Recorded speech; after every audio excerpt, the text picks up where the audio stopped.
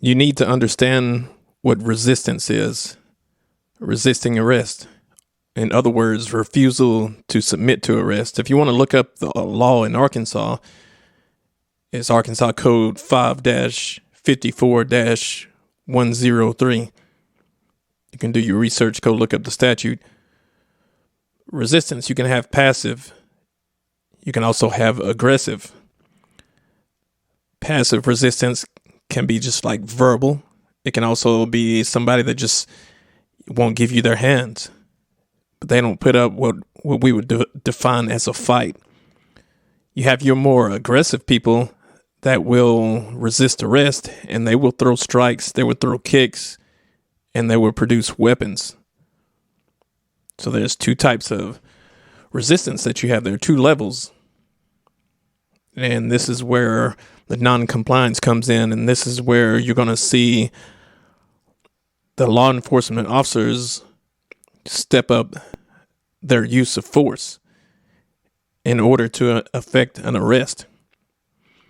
Now, in the past, we've had situations where they didn't like the police using strikes. They didn't want police hitting people with a closed fist, didn't want them hitting people in the face. They didn't want strikes. They wanted to move away from that. It seemed really aggressive, and it led to injuries of the people you were arresting and also injuries to the officer. So came development of different types of tools to get people to submit to arrest, like the use of pepper spray, like the use of a taser, even the batons that go back a long time ago. So you have your tools that officers could deploy in order to effect an arrest. But all these tools have consequences. Even the gun has a consequence. Even, physical tussling, grappling has consequences. But what's interesting is public perception. Public perception is if you see two people on the sidewalk, two citizens on the sidewalk, and they fight and they have a good fight, and it's kind of mutual, and some people are happy to see that. They handled it themselves. They engaged into a fight. But if we add one of those people engaged in the fight as a police officer, it becomes brutality. Now we can look at the public perception as two citizens are on the street. One approaches the other and starts a fight. One pulls out a weapon, knife, gun, and deploys it and defends themselves. People like seeing that. We can add in the law enforcement officer there as one of the people using their weapon, whether it be a gun or a knife in this situation. And some people will think it's brutality. But where do you draw the line between citizen and law enforcement officer? Citizens just need to escape the situation for self-defense. Law enforcement officers need to handcuff suspects for their self-defense. So they differ in those manners. So what we get into with what we know, when people resist arrest, there can be underlying causes for that. Can be just total, no respect. There can be, somebody just trying to just avoid punishment. And then there's just, plain old refusal. They just don't want to be told what to do. There can be several reasons why people resist, but you need to understand the mentality of the person that is resisting arrest. Their main objective is to get away. At what cost? How far did they go to get away? You don't know. You have to assume the worst because you don't know what's going on in their mind. So is Jiu Jitsu an answer to remedy some of these problems? The problems that you're seeing. Do they have enough training? Do they have too much training? Well, we know When officers go hands-on with somebody, it's during an arrest, whether they resist or not.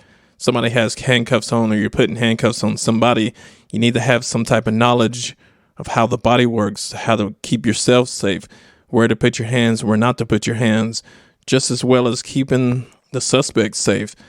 There's prone positions, there's seated positions. There's a lot of things that come into play that the average person is just not going to think about. So you have to prepare for those situations. And those, that preparation comes in training. Jiu-Jitsu deals with a lot of different body positions and how the body works. Leverage positions, a lot of it keeps people safe. But then again, we have the public perception of two people engaging in a fight.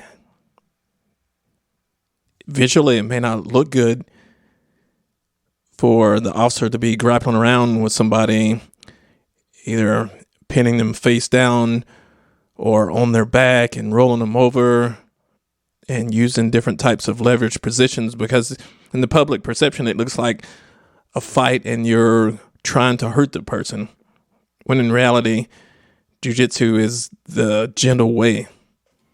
So there's not a large amount of death involved in a lot of the positions in Jiu-Jitsu.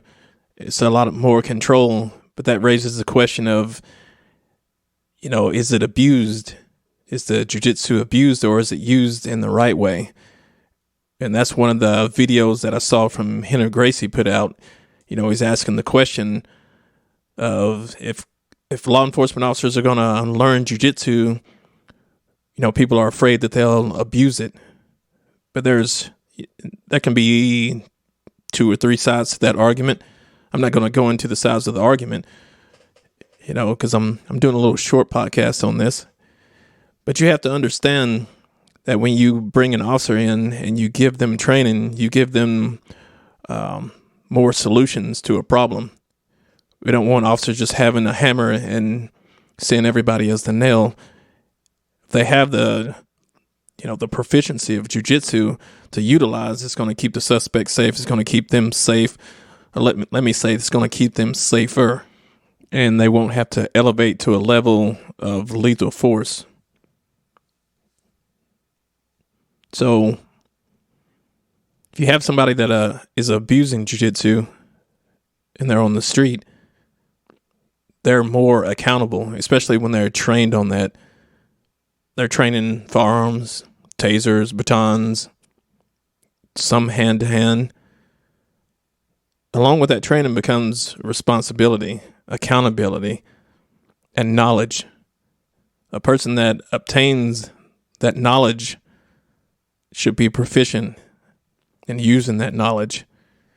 So there comes the accountability when they have knowledge of that and they're certified to do these things in a proficient manner.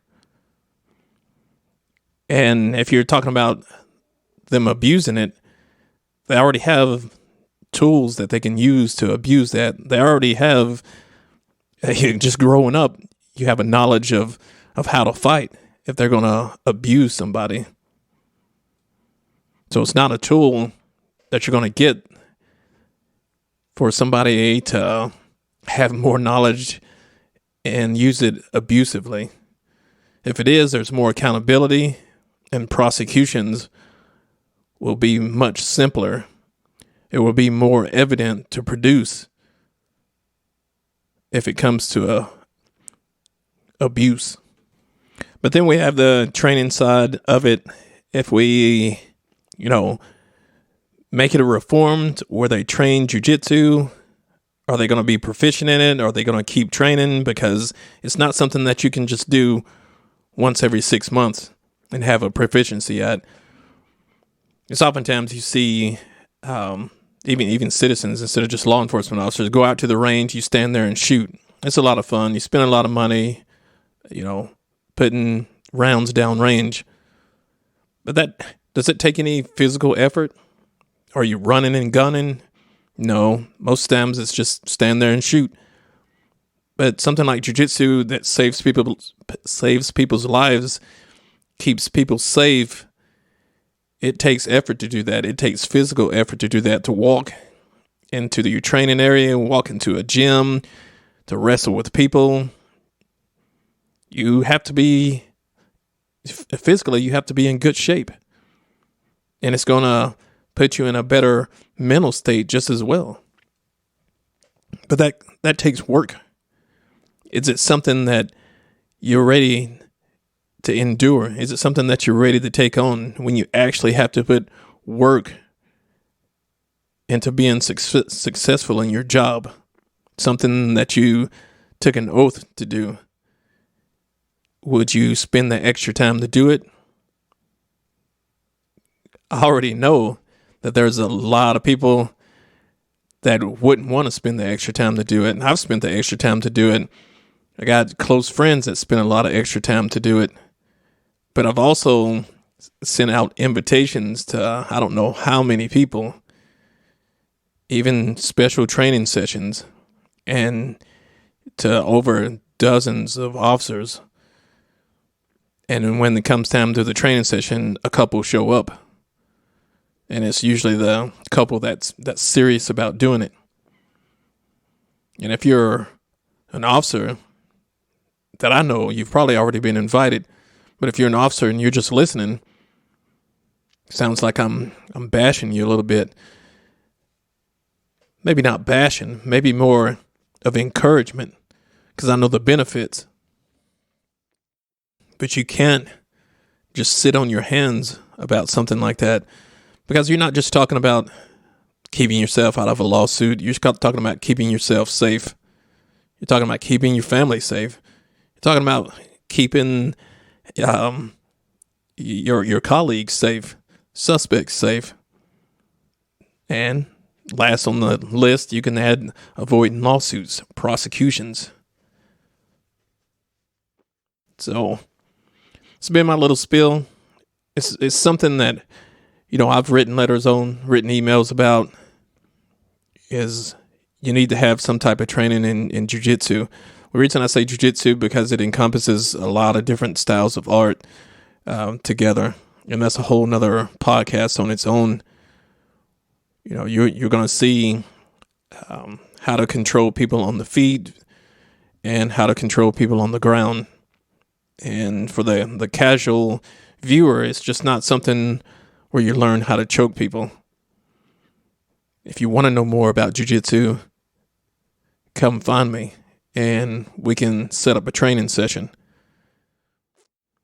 Catch me every Monday for a new episode of Mini Talks. And if you have any questions, comments, make sure you leave them. Leave a review for me on iTunes. Let me know how you like the show. And I don't really have ads or sponsors or anything here, but I do ask that you share it with somebody so they can listen. And what I want to do is trigger thought. I want to provoke thought and solutions. So I'll get with you guys on the next episode.